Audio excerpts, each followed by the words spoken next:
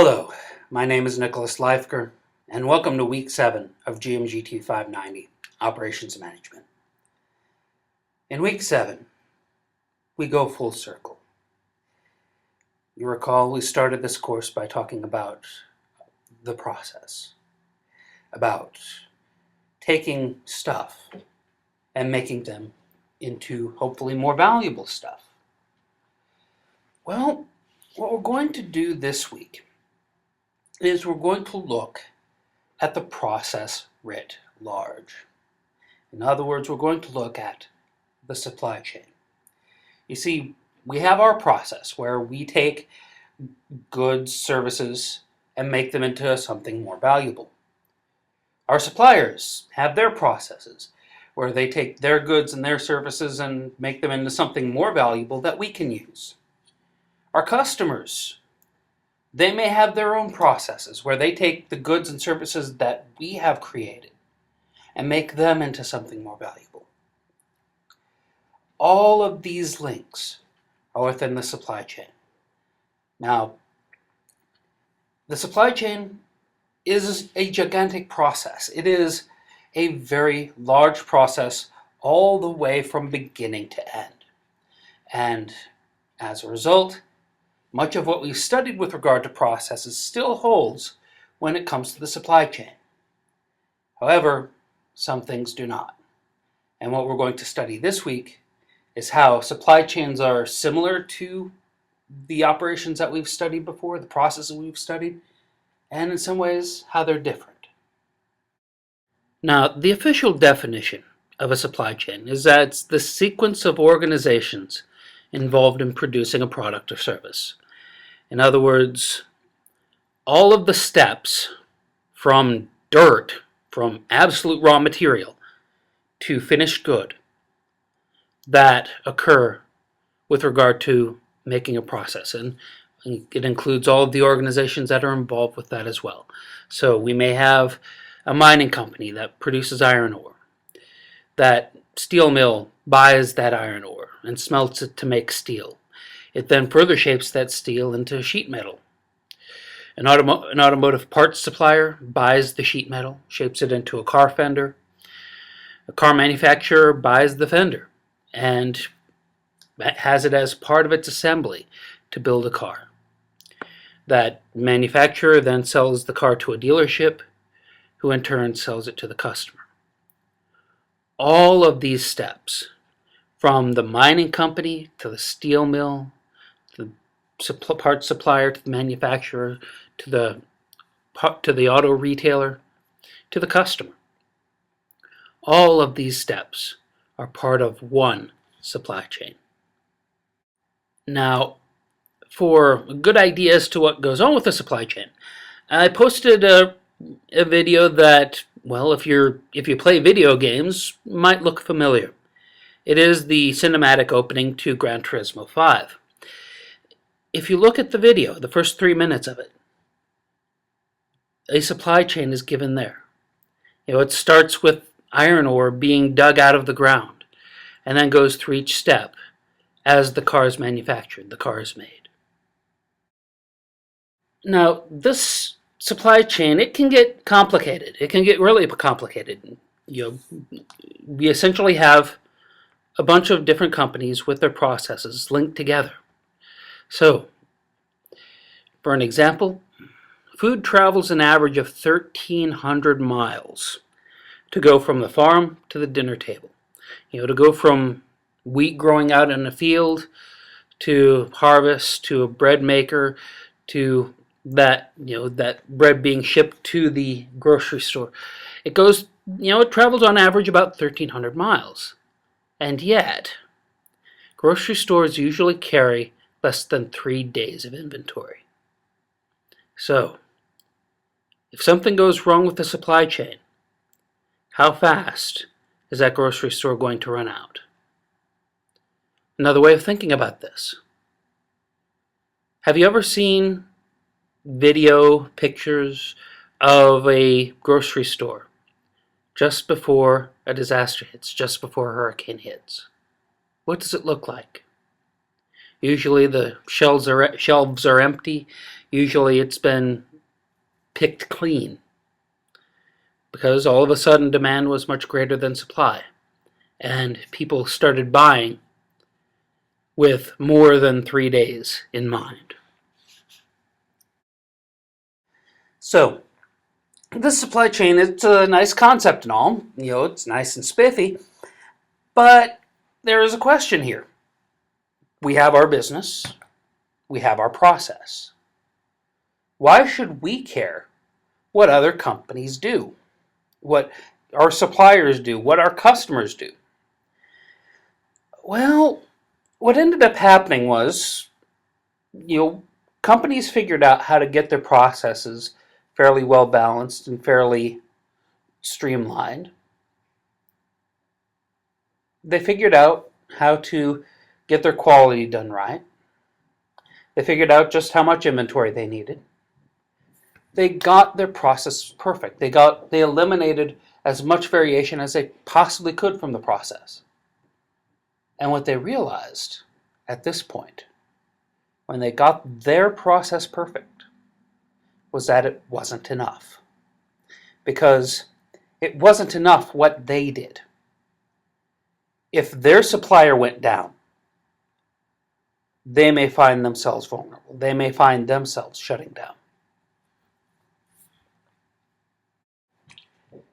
One of the best examples, in 1999, two of the major players within the cell phone industry were Nokia and Ericsson.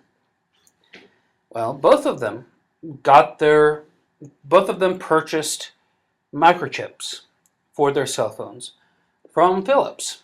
Well, Philips had a plant out in New Mexico, and one day lightning struck that particular plant. Now, caused a fire, but the fire didn't last long, only a few minutes, caused very little damage. But what it did was it contaminated what is known as the clean room. You see, microchips are manufactured in an absolutely sterile environment. There cannot be any dust in the environment when you're manufacturing microchips.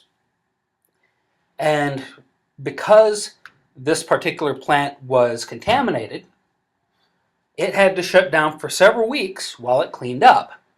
So for several weeks, Philips was not producing any microchips at all. Well, what happened?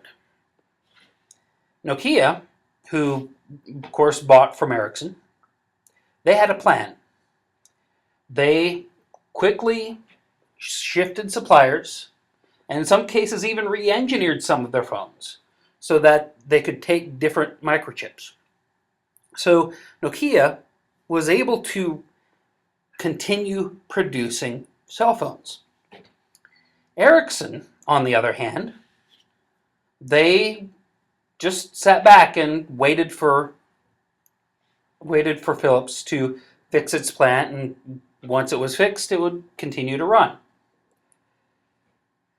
Well, that did not work so well. What ended up happening was Nokia could make cell phones. After all, they had this backup supplier that they were using. They, in some cases, retooled products so that they could keep on manufacturing them. Philips, on the other hand, was doing nothing. Literally doing nothing. Because they had no supply. They could not manufacture. In the end, Ericsson lost hundreds of millions of dollars in sales. And eventually, they had to merge with Sony to survive. Nokia, on the other hand, was, for lack of a better way of putting it, the dominant cell phone manufacturer in the early 2000s. So, two companies, two different plans with regards to their supply chain. One thrived because of their plan, and one ended up faltering and, for all intents and purposes, getting out of the market.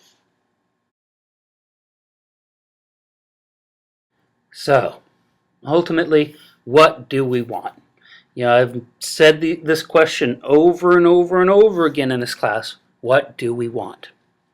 The beginning of problem solving is knowing what you want.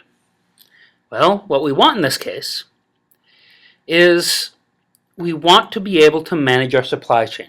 We want to manage it such that it is not a risk to our business. We want to manage it such that the supply chain is optimized, the supply chain is maximized. Now, this idea of maximizing the supply chain, this is easier said than done.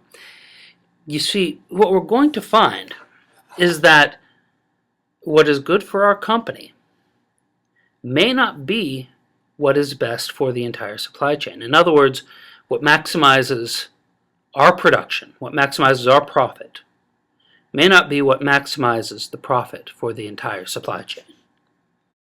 So, with a supply chain, there's a lot of planning involved. After all, we're taking dirt, we're taking raw material, and we're guiding it through a maze of different companies, a maze of different processes, and eventually coming up with a finished good. And this involves everyone in the supply chain. This involves everyone from the people digging the dirt out of the ground or drilling the dirt out of the ground to the retailer who's selling the finished product to the customer. Now, there is a tendency to view a supply chain as linear, as raw material to raw material to, one step of the process to the next step in the process. But in some respects, it's almost a web. You have this web of suppliers, each of which supplies different materials, and they supply to their customers, and those customers eventually supply to other customers.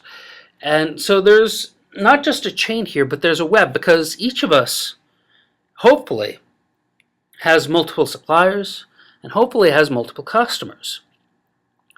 So what can happen within a supply chain is that a disruption at one part of it can affect multiple people within an industry.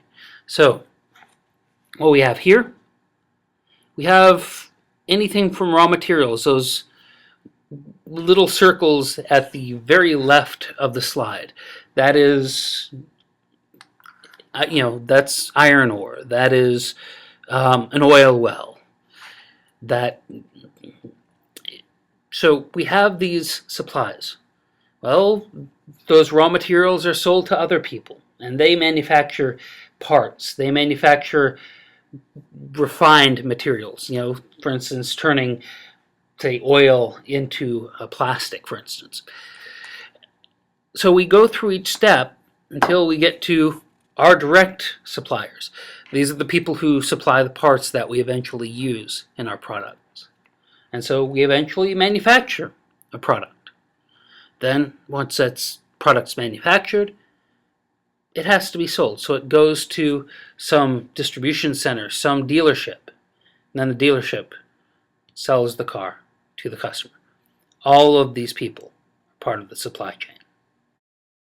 So, because there are multiple issues within supply chains, there are multiple types of decisions that need to be made within supply chains, multiple types of management decisions that need to be made. First, there are the strategic issues. Strategic issues are large-scale decisions, things that will affect our business for the next 5 years or so. This is setting up the supply chain. This is, who do we partner with? How much are we going to manufacture with this supply chain? How are we going to coordinate the supply chain? How are we going to enforce issues that come up with the supply chain? And there will be issues that come up with the supply chain. Then we have tactical issues. Tactical issues are things that are going to occur within the next few months. This is forecasting demand. This is procuring parts within the supply chain. This is where to store inventory. And then there is the operating issues. This is the day-to-day things. This is, actually checking and managing these inbound deliveries. This is, actually producing the goods, actually getting things done. So within a supply chain, there are a number of different types of decisions that companies have to face. Now, as for how much supply chain management can help, well, this is the percentage of revenues that are spent on supply chain activities for several industries. Now, on average, you have the telecom industry at about 14%. But if you're the industry standard in the telecom industry, if you're the best in the industry, that's 7.5%. So that's 6.5 cents on every dollar that you get to keep. That adds up. That it may be the difference between your company thriving and your company going out of business. Appliances, similar. Average about 14%, but the best about 8%. Now, you'll note that the automotive industry has had more time to work on these things. In many ways, they are the pioneers of supply chain management. So their averages are about 8.75%. So for every dollar that they get, about 8.75 cents goes to the supply chain. On the other hand, for best practices, well, best practices is about a little over 4%. So if you're saving several cents on every dollar because you're the best in the industry at the supply chain, eventually you can use those several cents on the dollar to get an advantage on your competition and maybe put your competition out of business. So, if there is a difference between the average in the business and the best, what does it mean to be the best? Well, let's take a look at a couple of examples and how they got there. First, Walmart. The best way to describe Walmart's supply chain is diabolically beautiful. It is remarkably good at what it does. It offers the lowest prices it possibly can to the customer. To get there, it tries to squeeze every cent it possibly can out of its supply chain. So, what was the main driving force behind this? Well, let's take a look at a little history. Back in 1979, and some of you may not have been alive then, some of you may have, Walmart was a small little retail chain in the southern U.S., had about 230 stores. Kmart, on the other hand, was everywhere. Everywhere. They had almost 1,900 stores. They were making $7 million per store in sales. It was incredible. 30 years later, well, Walmart has become a monolith. Over 8,500 stores in 15 countries, $47 million per store in sales. It is the dominant retailer in the United States. Kmart, on the other hand, well, I guess the best way to put it is to take a walk through the Kmart in Victor, if it's still open, and see what it has become. It is a dying brand if it isn't dead already. So what happened? Well, Walmart figured something out. And it relates to something that I've told you a lot of times before in this class. And we're finding it coming of use again. And that is that if inventory is a lot like fat, and we want to be as lean as possible, then why don't we have a storage system, a warehousing system that has as little fat, as little inventory as possible? So thus, Walmart implemented this idea called cross-docking. So how does cross-docking work? Well, the way the traditional warehousing model worked, you would have goods from suppliers come in. They would drop off their goods at the warehouse. Those goods would then sit at the warehouse for, well, who knows how long? Days, weeks, months? What cross-docking does is, instead of having room at this warehouse for stuff to sit for months, you have trucks. Trucks that are ready to roll and go out to the stores.